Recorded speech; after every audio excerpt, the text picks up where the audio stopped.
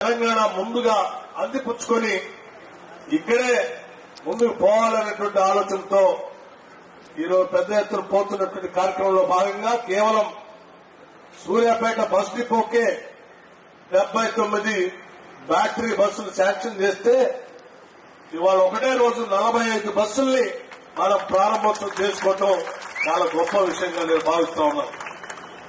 మిత్రులారా, రాష్ట్ర వ్యాప్తంగా జరుగుతున్నటువంటి ప్రక్రియ. ఈరోజు సూర్యాపేట డిపోలో 45 బస్సులు ప్రారంభోత్సవం చేసుకుని ఈ ప్రాంతానికి అందిస్తున్నామంటే మిగతా రాష్ట్ర వ్యాప్తంగా ఉన్నటువంటి ప్రతి ఆర్టీసీ బస్సులో కూడా ఇటువంటి ప్రక్రియని పొన్నం ప్రభాకర్ గారు మొదలుపెట్టారు. ముఖ్యంగా హైదరాబాద్ లాంటి నగరంలో కూడా పెద్ద ఎత్తున ఇటువంటి బస్సులు ప్రవేశపెట్టి ఈ దేశంలో నగరాలు ఎదుర్కొంటున్నటువంటి కాలుష్యాన్ని ముందుగానే పసిగట్టి హైదరాబాద్ నగరాన్ని మనం కాపాడుకోవాలి.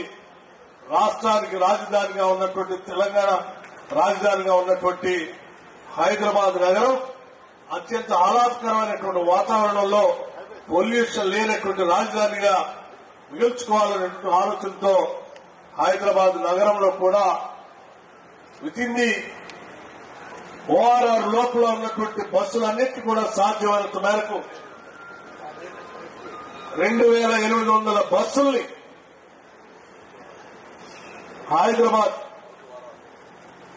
నగరం లోపల వితిన్ ది ఓఆర్ఆర్ లోపల చేయటం అనేది చాలా పెద్ద చారిత్రాత్మకమైన కార్యక్రమం. 2800 బస్సులు తీసుకొని ఒకటేసారి రావటం అంటే ఇది ఎవరు చేయలేనటువంటి సాహసం.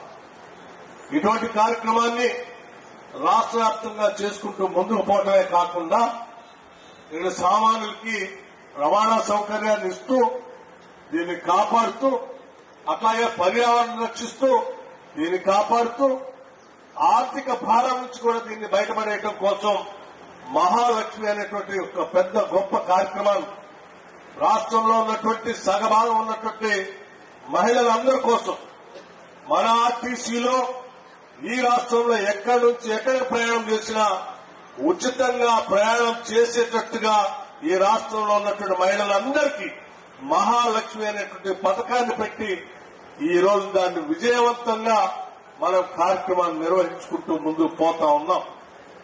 దేశంలో ఏ రాష్ట్రంలో కూడా ఈ పథకాన్ని మొదలుపెట్టింది లేదు, మొదలుపెట్టినా ఇంత విజయవంతంగా సాగించింది లేదు. ఉదాహరణకి ఈ రాష్ట్రంలో ఇప్పుడే మంత్రి గారు చెప్పినట్టు 182 కోట్ల జీరో టికెట్లు ఇప్పటికీ రాష్ట్రంలో ఉన్నటువంటి మహిళలు వాడుతున్నారు. రాష్ట్ర ప్రభుత్వం ఆర్టీసీ బస్సుని మహిళలు తిరగడానికి ఉచితంగా ప్రకటించింది. ఒక పథకాన్ని మహాలక్ష్మి పేరు మీద ఆర్టీసీ ఏమైపోతుంది అనేటువంటి ఆందోళన చాలా మంది చేశారు.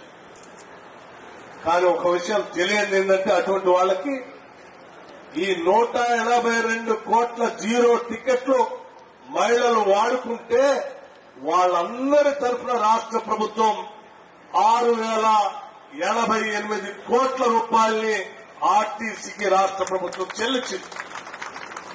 అంటే ఈ రాష్ట్రంలో 1,82,00,000 సార్లు 182 కోట్ల సార్లు జీరో టికెట్లు వాడుకుంటే అవన్నీ ఉచితంగా వాళ్ళు వాడుకుంటున్నారు. కానీ ఆర్టీసీకి మాత్రం ఉచితంగా కాదు. ఆర్టీసీకి వాళ్ల తరఫున మహిళల తరఫున ఈ రాష్ట్ర ప్రభుత్వం 6,100 కోట్ల రూపాయల్ని నేరుగా ఆర్టీసీకి జమ చేశాం. ఇప్పటికే ఈ 6,100 కోట్ల రూపాయలు రాష్ట్ర ప్రభుత్వం ఈ మహిళలందరి పేరు మీద జమ చేయబట్టే ఈరోజు ఆర్టీసీ ఆర్థికుంటే వాళ్ళందరి తరఫున రాష్ట్ర ప్రభుత్వం 6,088 కోట్ల రూపాయల్ని ఆర్టీసీకి రాష్ట్ర ప్రభుత్వం చెల్లించింది. అంటే ఈ రాష్ట్రంలో 1,82,00,000 సార్లు 182 కోట్ల సార్లు జీరో టికెట్లు వాడుకుంటే అవన్నీ ఉచితంగా వాళ్ళు వాడుకుంటున్నారు. కానీ ఆర్టీసీకి మాత్రం ఉచితంగా కాదు. ఆర్టీసీకి వాళ్ళ తరఫున మహిళల తరఫున ఈ రాష్ట్ర ప్రభుత్వం 6,100 కోట్ల రూపాయల్ని నేరుగా ఆర్టీసీకి జమ చేశాం. ఇప్పటికే ఈ 6,100 కోట్ల రూపాయలు రాష్ట్ర ప్రభుత్వం ఈ మహిళలందరి పేరు మీద జమ చేయబట్టే ఈరోజు ఆర్టీసీ ఆర్థికంగా నిలదొక్కుని ఆర్టీసీ బస్సులు ఫుల్ కెపాసిటీతో ప్రయాణం చేయబట్టే ఈరోజు ఆర్టీసీ ఆర్థికంగా పరిపుష్టిగా ఉండి ఈరోజు క్షేమంగా బతికి పట్టగలిగింది. ఒకవేళ ఈ మహాలక్ష్మి పథకమే లేకుండా ఉంటే ఈ 6,100 కోట్ల రాష్ట్ర ప్రభుత్వం ఆర్టీసీకి చెల్లించకుండా ఉంటే కూడా ఈరోజు ఆర్టీసీ భవిష్యత్తు ఆందోళనకరంగా ఉండేది.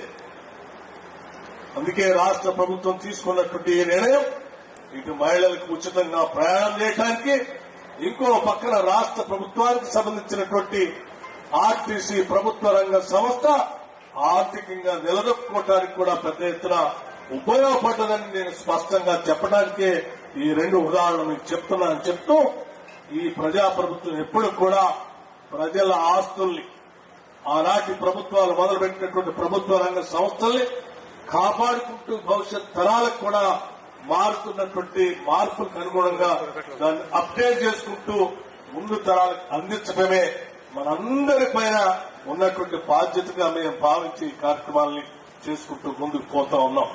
ఇంకా మిత్రులారా, ఈ కార్యక్రమంలో పాల్గొన్నటువంటి స్నేహితులారా, ఈ ఆర్టీసీని ఈ ప్రభుత్వం కాబట్టి బతికించగలిగింది. అదే గత ప్రభుత్వాలాగానే అట్లాగే ఉంటే ఇప్పటికే అదో పెద్ద ఆందోళనకరమైనటువంటి సమస్యగా మారింది.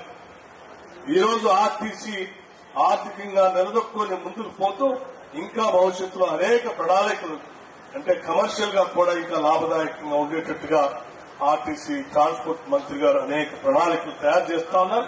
వాటన్నింటినీ కూడా సాధ్యమైనంత మేరకు రాష్ట్ర ప్రభుత్వం ప్రజలకు మేలు చేసేటట్టుగా ఉపయోగపడేట్టుగా రూపొందించి ముందుకు తీసుకొని పోతామని చెప్పి మీ అందరికీ సవినయంగా నేను మనవి చేస్తూ, ఈ సందర్భంగా ఈ బ్యాటరీ బస్సులు పొందుతున్నటువంటి ఈ సూర్యాపేట ఆర్టీసీ బస్సు డిపోకి అభినందనలు తెలియజేస్తూ, ఇందులో ప్రయాణించేటువంటి వారికి ఈ జిల్లా వాసులకు కూడా నేను మరొకసారి అభినందనలు తెలియజేసుకుంటూ సెలవు తీసుకుంటాను. జై హింద్, నమస్కారం.